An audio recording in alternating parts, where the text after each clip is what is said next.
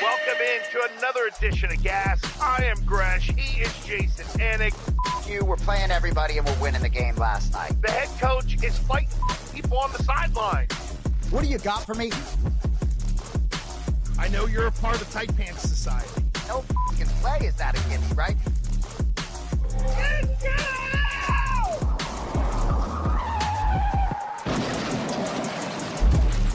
We're in for another edition of Gas, the Gresh Anik Show. Gas Morning Drive. We are here to get you going. Jason Anik is a world traveler from Vegas to Chicago and then hanging out with a world championship coach. Jay, how was UFC 319 in Chicago? Your photo history says you were hanging with some pretty important people. No question. I mean, one of the most special days of my life, I think, was Saturday, UFC 19, Wow. UFC 319. And we will get to the fights, right? But Daniel Cormier said after the event at the Sphere, it was the best night of his life. And we were sort of laughing about it. I was like, me too. It was that special watching UFC fights at the Sphere. And we joked, like, with respect to our wives, like, best night of our lives.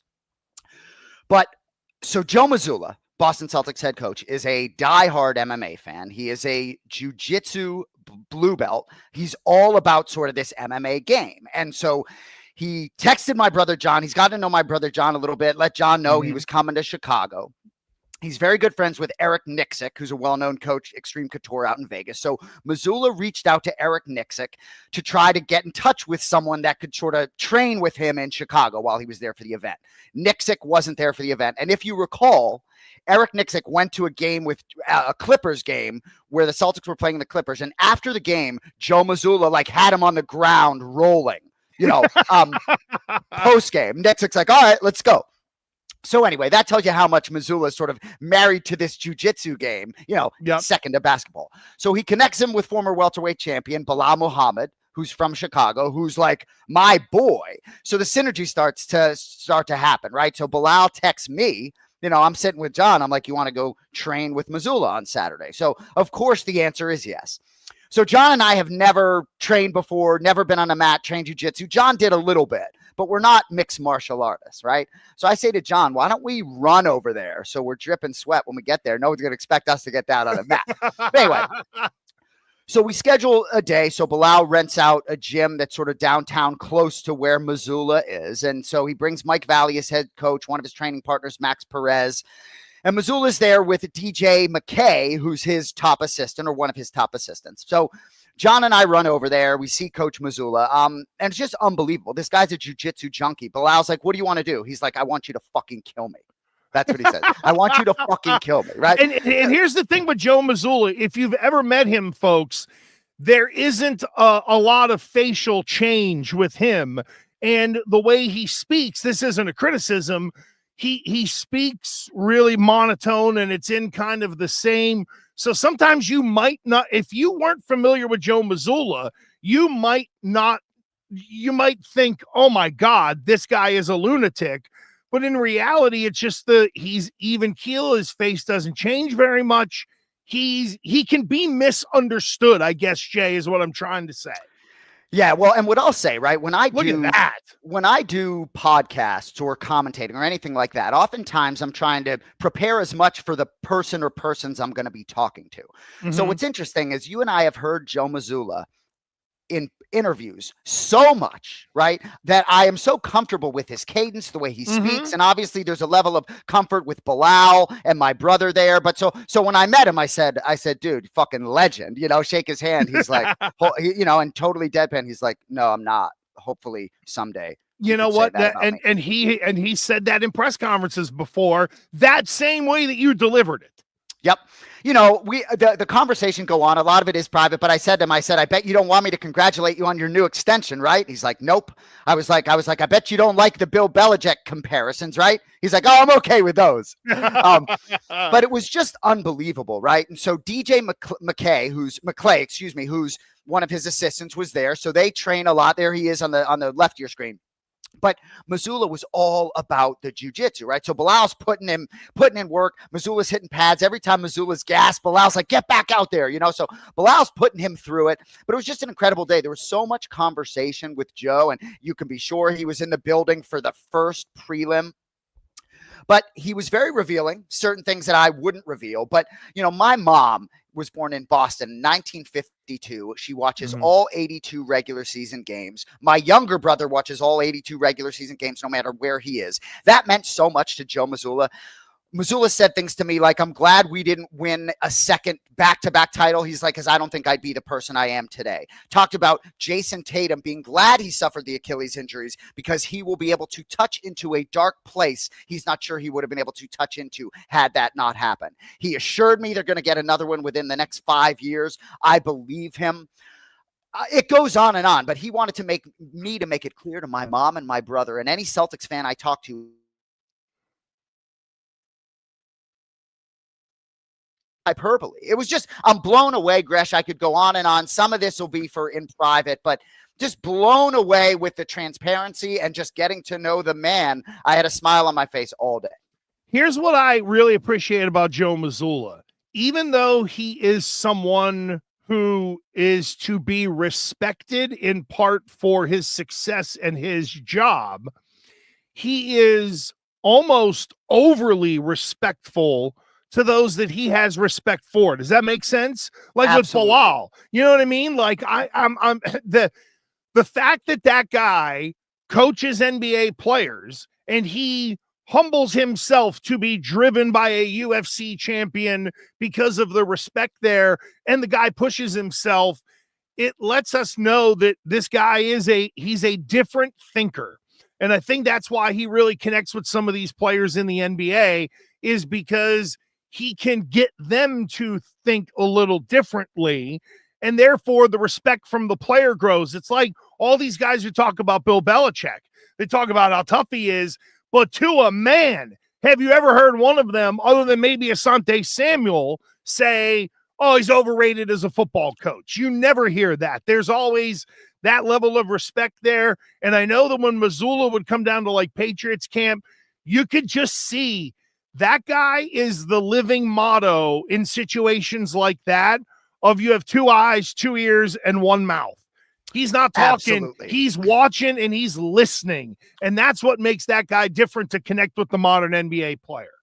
100%. He's talking to Bilal's head coach, Mike Valley, about, in between rounds, corner work. We're talking a lot about halftime. He and John are talking a lot about preparation and just being a professional and what goes into it, right? And certainly there's some mixed martial arts talk. But what I'll say to you is the takeaway for me was sort of how intimate it was and how very quickly I wasn't sitting across from the Celtics coach, right? I said to him at one point, I was like, as a fan, just looking from afar, my guess would be that Joe Mazzulla, I know, cannot wait to have this sort of restructured roster and just see what you can do with this. Mm-hmm. And he gets this huge smile on his face, looks over at his assistant. He's like, DJ, you hear that? And it's true. He loves the challenge, and it's just so refreshing. The energy coming out of him. And you can be sure there was one guy in the 30 minutes that didn't stop on the mat when everybody else did, and that was Joe Mazzulla, right? He's running sprints back and forth while we're, in between, he's got a timer going off. All right, now I got to get up. He's got a heart rate monitor. Dude, just totally locked in.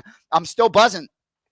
It's, yeah, you should be. For anybody who knew his Joe Mazzulla's dad, Dan Mazzulla, from up in Johnston, Rhode Island, there were legendary stories about that guy, but he was an intense dude. Sometimes a little difficult to deal with. I don't think Joe is difficult to deal with, but the intensity definitely got handed down to the coach of the future world champion Boston Celtics, now Bill Chisholm's Boston Celtics. Hey, what would it be like to wake up and look in an account and see $6 billion? That's what Wyc Grousbeck got for the Celtics, just, off of the whole Mazzulla thing. Could you imagine checking in the morning and then just casually over coffee being like, yeah, the $6 billion was in there? Well, it's unbelievable. But if you want to know the truth, like when I hear about something like that, all I think about is what I could do and what the type of people I could help, right? In this crazy world, you know what I mean? This just messed up world with all these people printing money, yet all these problems. Sorry, I know we're not trying to go down that road, but no, it's unbelievable. It's insane. And we could talk about the San Antonio Spurs from 2014, the whole roster made 63 million total. SGA's making 63 million next year. It's unbelievable, right? The Fertitta sold the UFC for what, $4 billion, right? Now we're looking at a 1.1 billion per year to be on television. That's crazy. I mean, the exponential growth of dollars in sports and television is just insane. Yeah, and all of the the ESPN moves, the UFC moves, ESPN, I guess, is gonna they're moving away from baseball, but they might buy MLB TV, which I think would backdoor give them digital rights. So anyway, let's get into UFC 319, bro, because you were there. I was absolutely shocked at how awful DDP was against Chimaev. There's domination, and then there is the guy had no chance, and he had no answer, and it was beyond disappointing. Because while the fight was exciting because it was a title fight, it really turned into a one-sided domination. And boy, I feel like an asshole for being so in on DDP when he couldn't even properly stick his thumb in Chimaev's ass whenever he crucifixed him for the 8th time. I love that I don't bet MMA, because all these people that bet MMA or predict MMA, it's the green goggles, right? With respect, you were forced to root for DDP and root for your action, right? Dean Thomas comes up to me after the fight. DDP let me down. Like, I love Dean Thomas more than almost everyone on this planet, but what are you talking about? Like, bro, I just want to tell you, right? That fight, I mean, I'm with my brother, John. I was completely riveted for 25 minutes. The dominance of Khamzat Chimaev, that's not about DDP. That's about Khamzat Chimaev, right? Bunch of 10-8s on my scorecard, you can be sure, right? And maybe I'm the wrong guy to talk to, because I've watched 120 jiu-jitsu matches over the last 4 weeks, and I'll watch another 30 tonight, right? But it's not just the 25 minutes. It's 32 minutes. It's the walk. It's the aura. It's the eyebrow lift to the camera. I mean, John, my brother said, Khamzat competing regularly is the most exciting shit out there. And it is, in October when he messed up Robert Whittaker's jaw, right? Now, Joe Rogan said to me, Whittaker's jaw was far messed up before that. But either way, like what Khamzat did, I'm just blown away. And the crucifix position to me. Do you recall when Aaron Blanchfield put Molly McCann in the crucifix? I think it was 2022. It was so uncomfortable to watch. Molly McCann could do nothing. It is such a dominant position. And for a guy like DDP, who is strong and who didn't give up and continued to work, to not be able to move in that position, I was just blown away. I could have watched 50 minutes of it. The fact, to me, the idea of DDP sort of constantly trying to get up and not able to do so was just so impressive to me. And I believe that crucifix position was obtained in 3 out of the 5 rounds.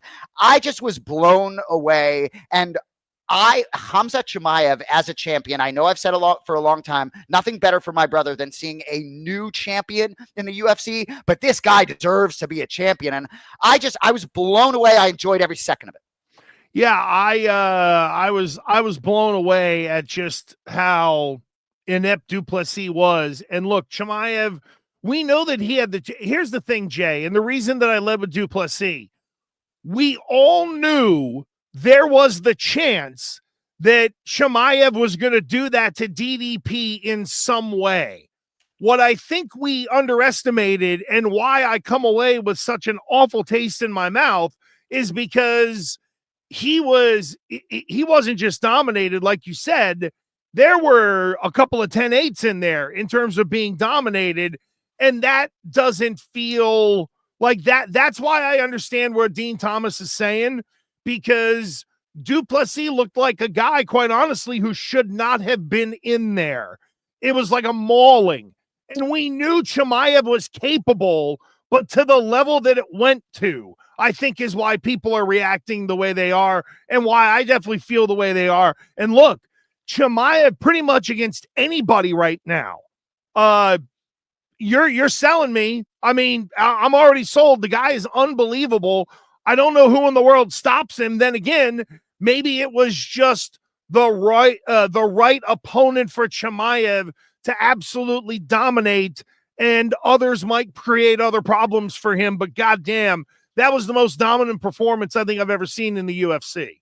Well, Gilbert Burns, who's a great grappler, who offers some great anti-grappling, maybe performed best against Khamzat Chimaev in Jacksonville. A lot of people think if that had been a 5-round fight, maybe Gilbert finds a way, and Gilbert's undersized. But what I will say about DDP, Bilal Muhammad has talked a lot of smack about DDP, even talking about going up a weight class and being able to do some things there. So I'm sure Bilal Muhammad thinks that potentially he could have success against DDP on the ground. But a lot of it is about game plan, and what Khamzat Chimaev did in sticking to this game plan, right? Bilal Muhammad, I'm sure, has had some thoughts about his game plan against Jack Della Maddalena when he watches Khamzat Chimaev get the belt around his waist and not put himself in any dangerous positions. It'd be interesting to talk to Dricus du Plessis to see where he may go differently, to see if he would just go wild to avoid being grabbed on any account, spinning attacks like crazy, kicks, flailing, just go absolutely nuts. Would that potentially be a different game plan? But my brother asked me in the hotel room after the fight, you just pick one middleweight to send back in there to beat Khamzat. And he didn't like my answer. But my answer was DDP. And the reason my answer was DDP, I understand it wasn't a good matchup and there's not going to be an immediate rematch, but whether it's Fluffy Hernandez, Reiner de Ritter, those are the two guys who I think may have, and Reiner de Ritter I met this weekend, maybe he has a great shot. But I love Chimaev against those guys. So to me, it's like DDP having been in there 25 minutes. I don't like anybody at middleweight against this guy Chimaev. Hey, let me, I know you're close with Bilal, but I've only, seen him on TV. I hear what they say for height and weight and stuff like that. Him carrying 185, is that possible for Bilal, or is 170 where it's kind of at for him? A lot right now he's chasing the 170 belt right now, but he's a guy that is in tremendous shape out of camp. So it's not as if he's crossing over 190 out of camp. So ultimately, I've always felt as though he would be undersized at middleweight. He probably wouldn't like hearing that. When he used to call out DDP, what I thought about is DDP is massive compared to Bilal Muhammad, in my opinion. Well, and see, that's what I wonder, because there's putting on 15 pounds and then there's putting on 15 pounds that would allow you to be a functionally stronger fighter. And so I asked that more inquisitively would it be like a year-long process for him to put it on the right way to be able to carry that much weight? How the Lerone Murphy fight was everybody in my, now how about this? So this is what it was like in my house on the UFC pay-per-view night. My oldest and 4 of his friends are watching in the garage. So they can all hang in there, and there's a PlayStation, all that stuff. Me, my wife, my son, and his 2 friends are in the living room. Now, the space is not that far apart, and there are doors that are closed, but still, when Murphy hits the shot, you hear both rooms erupt at the same time because it was so sudden and so awesome. That was a great end. God dang. What was it like in the building? I don't even know what to say. John said one of the greatest knockouts of all time, given sort of, Corey Sandhagen did a breakdown and talked about the step in that Pico took and and the lack of defensive positioning for Pico in that spot. Pico was a minus 170 favorite. We talked about that on Mad Dog Sports Radio this weekend. Yeah, we did. And I think a lot of people felt as though what would cause him to be in a spot like this was the over-aggression. It certainly played itself out. He did a lot of things against Lerone Murphy. You could argue he might have even won the round, especially early on. But it's just unbelievable. Now Lerone Murphy, punched his ticket to a title shot against Volk? Probably so. I mean, it really is amazing how one shot can change your life, good or bad. And that was one of them. And then Prada's got the spinning back elbow as well. Maybe not as exciting. Weird to see it twice on the same card, but I thought UFC 319, it was, I think from a name recognition standpoint, some people might have been like, is this the best card? I thought top to bottom, it was really awesome and really entertaining. I agree. And what I'll say, right, is you get those two spinning back fists before, or elbows, before you get that 25-minute dominant fight, right? So I got those sort of finish fixes before that happened. But what I will say, right, I met DDP backstage at the ceremonial weigh-ins, right? And these guys are all in mode. And John has told me DDP is one of the greatest guys. Well, you know, a lot of these guys are great guys. He puts DDP on a pedestal. So DDP's in mode, and he sort of walks toward me, thinks I'm John. I reach out my hand and introduce myself to DDP. And immediately that'll throw you off your fight mode when all of a sudden I'm not sure he knew. I think he knew I existed, but and he literally just sort of stopped in his tracks and asked me my name. Big hug. Could not have been nicer. And then you go out there and you watch him compete and you're 5 feet away. It's just, I am so grateful. It's just an incredible week. Got to spend a lot of time with Joe. This time, Joe Rogan, got to talk about the Professional Grappling Federation, which is very exciting for me. So it's really cool. It's a really intimate sort of scene, this UFC promotion in a lot of ways. And I'm just fortunate to be on John's heel. It's interesting. So Rogan was picking your brain on PGF, huh? Yeah, well, most of the time I'm with Joe, I'm with him and John, and they're talking, and I'm just sort of around, so I'm doing more listening than talking. But Eddie Bravo, who is close with Joe, actually mentioned the PGF to Joe on his podcast at one point. And, I just, had an opportunity, and, Joe was all ears. I'm real close with one of Joe's heads of security, so I end up sort of magnetizing. I'm sort of always around him because we end up watching the fights together. It's like you get close to people you work with, right? And so Joe's head of security, I sit with him for hours on these fight nights. So we've gotten pretty close. It's pretty cool, but just a crazy scene across the board. I got people thinking I'm John all the time. I was wearing a hat, and when I wear a hat, people really don't think I'm who I say I am. You can definitely fool them. So you've got 20 fights tonight, or 20 grappling matches tonight? Yes, so this is the regular season finale tonight of the PGF. It is week 5. So the team champion will be determined tonight. So you have two teams, Team Dahlimer and the Alabama Twisters. 3 points separate these two teams. So very likely one of these two teams is going to be crowned champion tonight. After tonight, these 20 athletes will be pared down to an 8-man bracket for the playoff, which will be September 10th. Back out here in Vegas. So I'm all fired up. And then tomorrow, Gresh, Radio Row at Circa Sport for the Survivor contest. I'm doing a podcast called Last Men Standing with my guy, Tony Farmer. So we will be fully embedded into the National Football League. We'll definitely have you on that show. But yeah, I got a lot of entries in the Survivor contest. So I'm trying to make my money that way because gas ain't paying me enough, Gresh. Well, that is true. And how many entries? I'm just curious. Yeah, you're allowed to. You can give me several if it's too many. No, well, so John and I have always done the million contest where we pick 5 games against the spread. The super contest, right? Exactly, the super contest. We've always done that because we just love that as gambling junkies, but we really believe the better chance to cash is in Survivor. So we did 4 Survivor entries between me and John, and 1 entry in the million contest where you pick 5 against the spread. And what I will say, if you think that $5,000 was dispersed evenly, if you think John and I each put in $2,500, you are sorely mistaken. Yeah. That's like the Christmas ticket that you got. Right. Exactly. Yeah. Exactly. That's where it came from. Yeah. We cashed out on the Indiana Pacers 42-1 to win the Eastern Conference. I was supposed to give John a chunk of that money. I don't think I did, but he's okay. Yeah. He didn't miss it. He's at that level. So let's get to the Red Sox. They add Nathaniel Lowe, somebody who got DFA'd from the Nationals. Marcelo Mayer is going under the knife. His season is done. Sox are 3-4 in their last 7. They lost a crusher last night, and this week it's a 4-game series with the Yankees. So it's worse than you said. They've lost 7 of their last 10, 3 in a row. Now looking up at the Yankees, 2 losses behind the Yankees.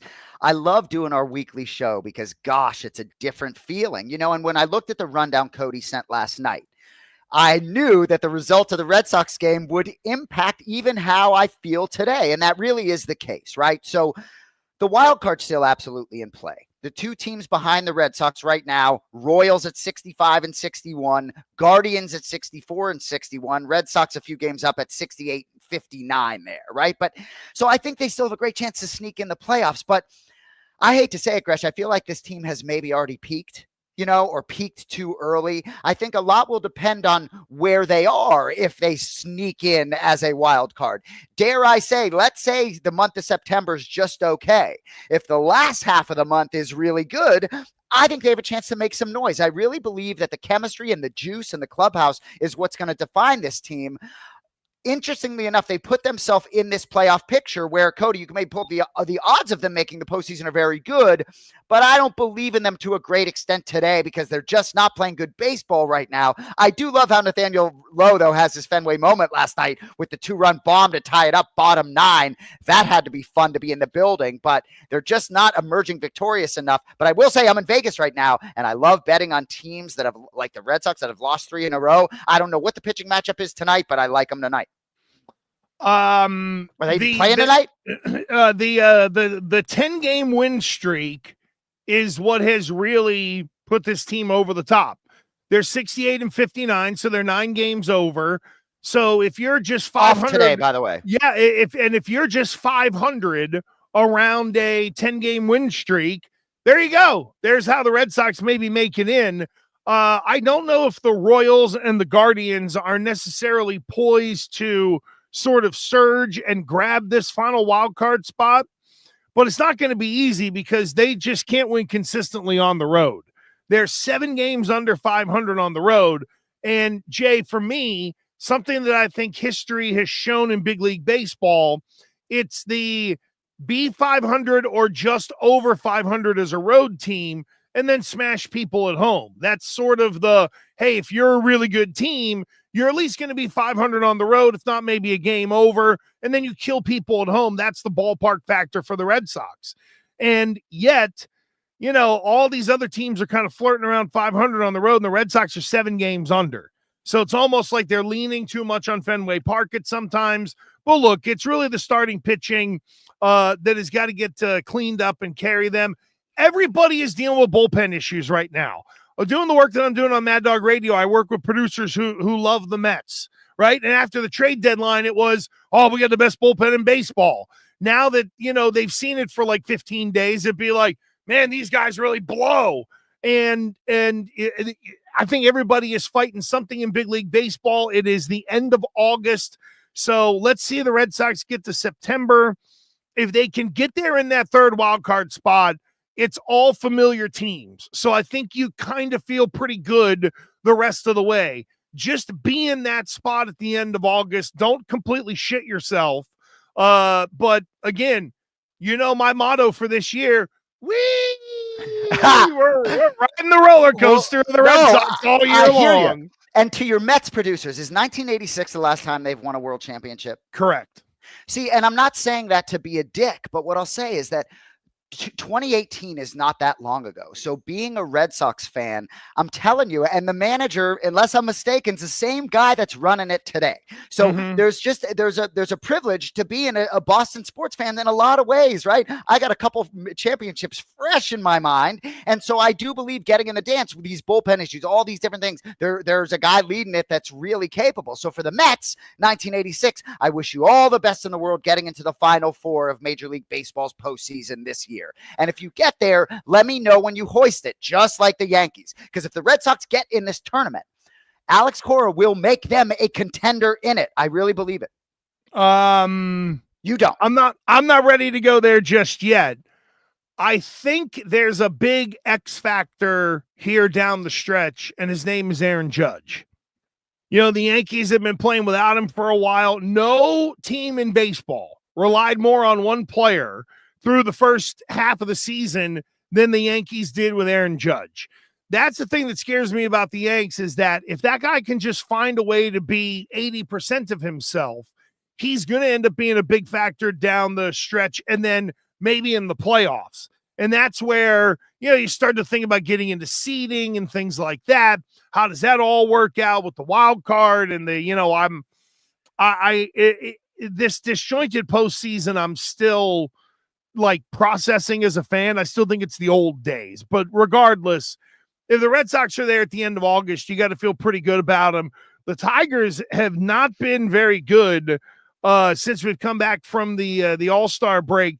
There's really no one hot in the American League. So that I can understand. And Jay, you're more emotional about the Red Sox than I am.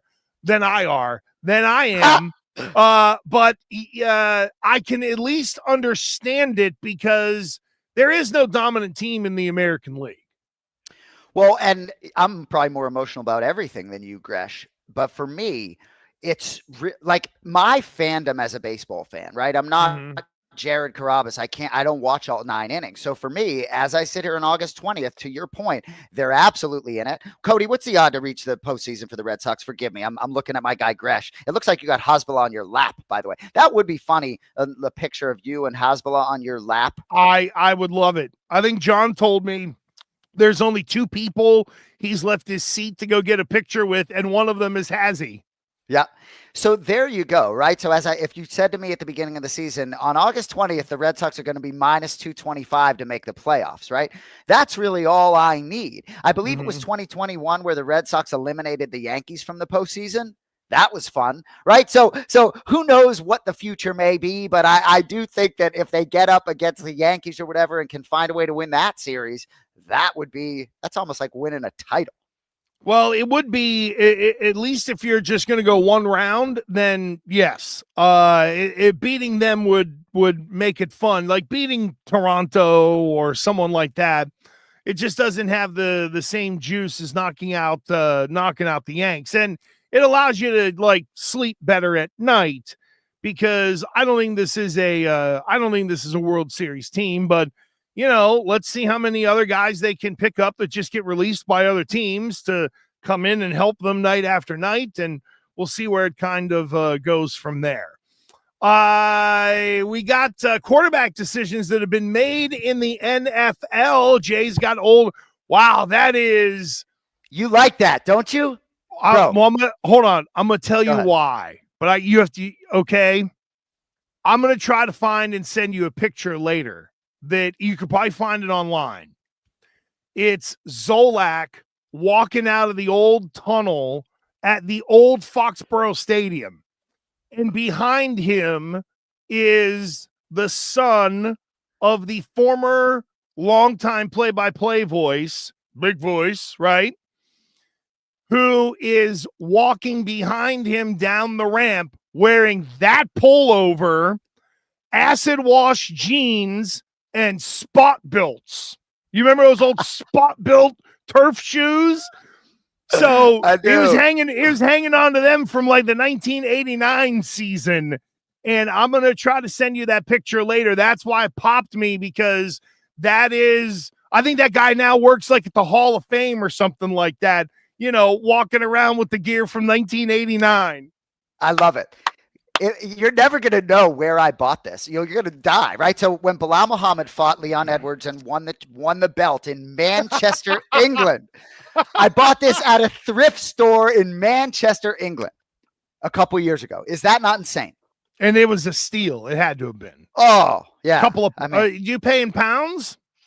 I did. We did pay in pounds. Don't know how many. Yeah. Hey, but dude, we're like 2 weeks out from the toast. Beans on toast. Oh, dude. No, dude. That's not. Oh, goddamn. Now I wish I'd thought ahead. That was, you know where that was from? Because Zoe and I have talked about this. That was the night they beat San Francisco. And I think Ted Sarandis said something bad about him on the radio or whatever. And when he won that game, there's a very famous quote of Zoe telling people to shove it up. Certain people can like shove it up their ass. I think is what he said. That. And I think that was to Ted for saying something about they have no chance of beating the 49ers with Zoe. And then they go, I think it was 24-21. They pull the upset. Big night for Zip, my man. And I'm gonna find that other photo because that pullover is mad funny. Well, the Patriots do not have a quarterback decision to make. They know it is Drake May, but the Colts have gone with Daniel Jones as QB1 over Anthony Richardson. Yep. This was not Sophie's choice necessarily. This was you're picking between two backup but you're picking which backup quarterback you want to start. Well, so my brother John and I have always been much higher on Daniel Jones than the masses. And what I will say, pay $14 million a year, right? This guy's getting paid more than Aaron Rodgers. I believe they had really made a decision about Daniel Jones being their starter the moment they signed him to this contract. I really believe that that's been their intention all along. There are a lot of people around the NFL that believe that Anthony Richardson just is not a franchise quarterback, and that ship has already sailed. It wouldn't surprise me if a lot of people inside the Colts organization feel the same way. Cody put up in the chat, top story on ESPN.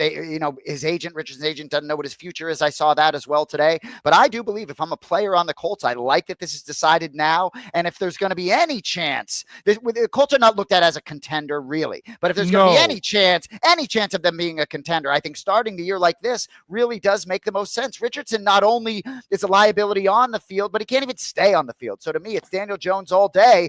And I like the fact that he was in Minnesota with Kevin O'Connell. Get a little bit of that brain rubbing off on you. I like Daniel Jones. Early in his career when he used to scramble, he used to always fall down all the time, right? But he's a very unique player. And I believe if he can evolve and improve, he very much could be a starter in this league. I really believe that.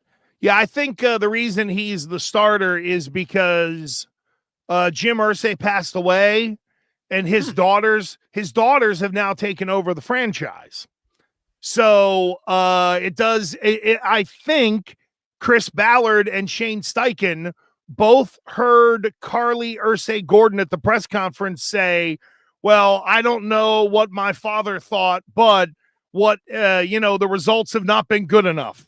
So I think they're starting the more experienced quarterback because the heat is turned up on both Chris Ballard, the GM, and Shane Steichen, the head coach. With new ownership comes new eyes. And I read up on these girls. So it's the three Irsay daughters that are taking over. One is basically like kind of the steward of the franchise, like in the Jim Irsay role within the league. The other one is marketing and finance. And then there's one of the daughters who wears a headset every game and listens to the coaches and has talked about how, hey, sometimes, I can hear when a wide receiver misses something versus it being a bad play call, or when the quarterback makes a bad read, she's like kind of the one who sort of sits in on the football part of it. So all of the girls have different functions in the organization, and it kind of seems like with different eyes, maybe you want to go get they want to get their person to sort of go run it. And I made the joke on Mad Dog Radio yesterday. Imagine if they wanted an interview with Bill Belichick and all three Irsay women sit down with a 74-year-old man to talk about his 25-year-old girlfriend. It's hilarious. I knew that's where you're going. But Bill going into Indy, that's one of those operations where maybe they would allow something like that. But anyway, as an aside, Browns went with Joe Flacco. They had nobody else. Kenny Pickett is hurt. They're not starting the rookies. This, to me, was fait accompli. People, got short-term boners over Shedeur Sanders, but, they don't have to go to the hospital. That those ragers have subsided. So, I really miss the 80s and 90s, and I wanted to talk about this, and it had nothing to do with my jacket, but it's like all these different free agent rumors that are out there, right? And all these different things going around, like Micah Parsons, for example, right? It's like, is he going to sign Sunday morning, week 1, like Dak did last year, right? It's like you got Terry McLaurin. Go ahead. No, I was going to say this year it'd be Thursday night because the Cowboys play the Eagles in the opener. So that would be very Jerry-like of getting the deal done with Micah that morning and stealing the championship celebration of the Eagles. It's like James Cook with Buffalo, it's like it seemed like there was ongoing conversations and they worked that out. But it's like a guy like Trey Hendrickson, feels like he's going to stay. You know what I mean? It seems like they've have some agreement on sort of the number of years. I think the guaranteed money is what's the holdup there. Yeah. But I feel like he's going to stay. But it's like all these guys, right? It's like in the 80s and 90s, He's like Terry McLaurin. He signed a contract, right? I understand he's the 20th highest paid receiver, so they want to rip that up. But I just miss a less complicated time because I understand it from the player's side and the organizations as well, right? Well, I think people forget, Jay, and this adds some clarity to your free agent thought. Remember when the Cowboys won 2 with Jimmy Johnson, then they had the divorce, and then Switzer came in? Jimmy Johnson's championships were in a no free agent era. That when you think about it, right? So you could, like, people would say, how come the Redskins were good intermittently in the 80s?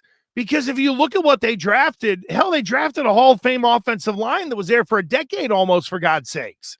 So you're, up and down based on some other players that you hit or miss on, but you used to be able to, the old 49ers of Bill Walsh, they hoarded assets like crazy. Hell, they had Montana and, Young for such a long period of time.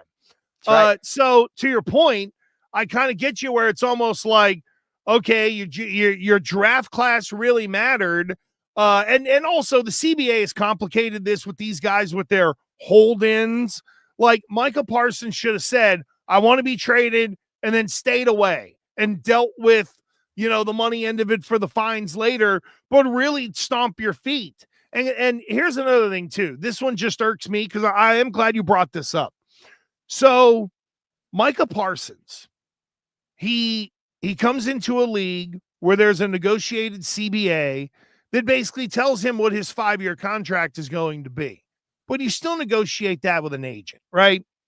And then Jerry Jones, in a scummy way, tries to circumvent the agent and put it on the player. I mean, tell me you have no faith in your ability to negotiate. And you know what's going to happen? Because Jerry dragged his feet. And then so what happened was Jerry dragged his feet on getting Parsons done, and all the other contracts came in. So Jerry then, to try to get some leverage back, was like, well, I talked to Micah, and he told me he'd play for shit.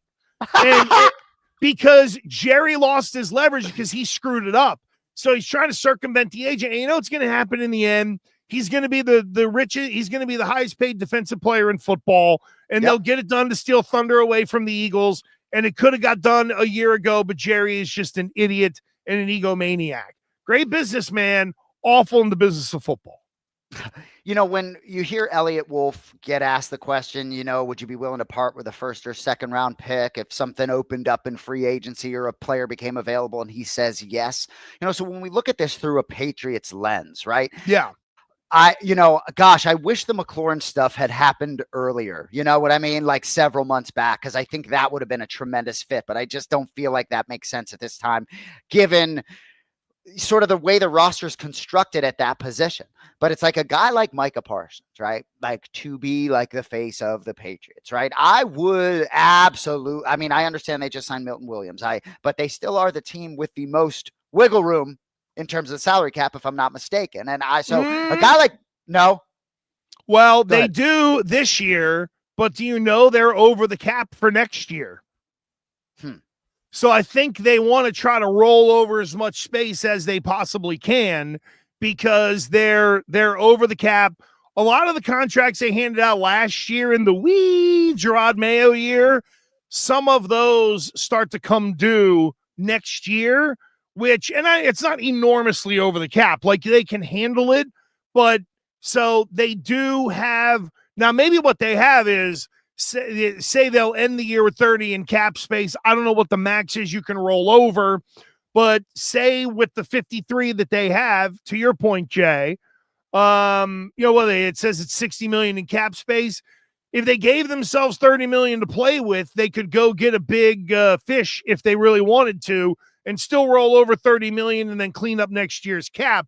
But I think that's something that people are forgetting about is that if the Patriots and Vrabel are looking at this in 2-year chunks, next year they've already got cap issues to clean up. Yeah, guys like Duggar, Barmore have some big numbers coming up. But it's really going to be interesting to see how this shakes out. Week 1 for me I know you and I think, see that game differently from a handicapping standpoint, but it really feels like a one-game season to me. I understand, right? You go back to when the Patriots lost to the Bills 30-0 week 1, and then they win the championship. I get it. But gosh, man, I just think this Raiders team is uniquely positioned I just think the Raiders are going to play a very, very tough football game week 1. I don't think this is going to be a blowout in any way, shape, or form. And I feel as though the Patriots really need to sort of get week 1.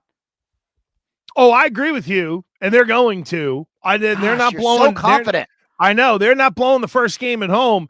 And let me tell you, from some folks that I've talked to in and around that building, I think people are happy with Drake, but wanting more. And I'm starting to wonder about wanting more. What? I don't mean to interrupt you, but more. Take charge of the situation, more like leadership stuff, go celebrate with your team, that kind of thing. You know that I had questioned whether there was like an animal there, right? And physically he can do it all, but is there like, I saw a clip the other day from James Harrison, who said when he went to the Patriots, the first guy who met him at the door was Tom Brady. And he was like, after all the stuff we've been through, he was like, that guy was there to meet me. And then he said, and he goes, 2 weeks later, I went to Brady and said, I really wanted to hate you. He's like, but now I see why everybody loves you. There was a way about Tom, that, but even just more than the first person at the door, I don't know. I think there is a very nice, likable young man. I don't know if at this level there is that guy who wants to rip your throat out in him.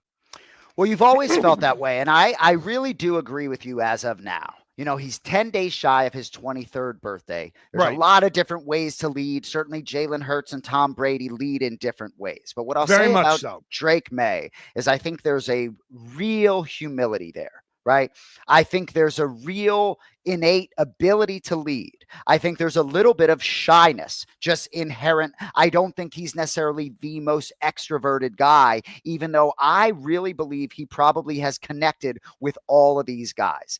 I really do believe that 5 years from now, if you and I were to go back and look at this conversation, we'll be happy to report that evolution, that he has become that guy. I think the age is a real component here. I really do. The fact that he's just about to be 23. And also, too, he has the perfect guy to help him evolve in this department. He's talked about Mike Vrabel helping him from a leadership standpoint. We've seen it on Forged in Foxborough, and I just have great patience in this department. Yeah, this will be a big year for kind of how they proceed. I'm not saying that the people that I talk to think that, they're kind of one toe in the water and one toe out on May. I think they're in on him, very much so. But I think he's got to show spark by the end of the year. He's got to give them a reason, I think, to believe in him just deeper than he was the number 3 pick and he has a lot of talent. That's a great point. And I will say, when you hear stories about Tom Brady, even before he became the legend, every practice is like game day. So to your point, right, that type of intensity, and look, reading between the lines, I wonder if maybe there's some information you heard about Vrabel wondering these things, right? I hope not, right? Like, you can be sure I believe in Drake, but also too, you can be sure Vrabel is leveraging all sorts of different conversations in different ways. I don't think Vrabel would hate it if Drake May thought Vrabel was a little bit concerned about his ability to lead. Good. Yeah. No? Yeah. I think they're trying to coach him the best way they can on it. And I think the other thing too will be the hard coaching. Do you remember with Mac Jones and then with Bill O'Brien and when Billy O finally just lost his bleep on him? And it was like pointing down at the thing, like saying, the damn safety was right there and you still threw it to him. I do wonder how Drake May will respond if and when that moment happens, because all these offensive coordinators get fired up.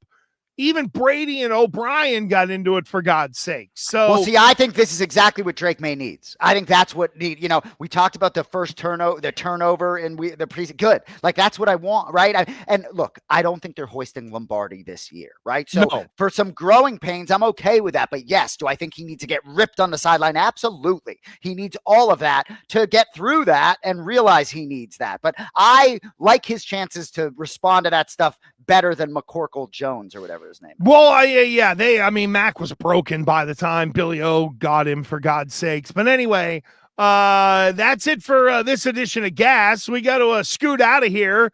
PGF tonight. Yeah, Matt. 7:00 Eastern time, PGF World YouTube channel. Are you going Mad Dog at noon right now? Yeah. So roll over there to catch AG3. I'll be on Mad Dog. God dang, I need a. Hope they got a cough button for you. On they don't, because I don't have one built into my gimmick Schnabitz over here. Oh, I gotta change. Schnabitz. That's a new one for today. I got to Schnabitz. Change the mode. All right, buddy. You know what I mean? Yeah. I know what you mean. Have a great time. The frequent flyer miles are piling up for you, buddy. Oh, you could be sure. Very glad I had my brother book my flight though from Chicago back home. Works out differently. Yeah, end up on a different part of the plane when he pulls. I know, isn't it great? Were you sitting with him? No, I fly back to New York. I don't live with my guy anymore, right? So I'm flying down to Florida. That's right. He's flying back to New York, Connecticut, He comes to see you with the sandals and the black socks now. Oh, he does. He's already coming down. I think he's coming down the day after Dirty Boxing, which is August 29th. I'm like, come on. There you go. I forgot about Dirty Boxing as well, August 29th. We can touch on that next week for JM Gresh, another edition of Gas. Great job by Cody Merrow.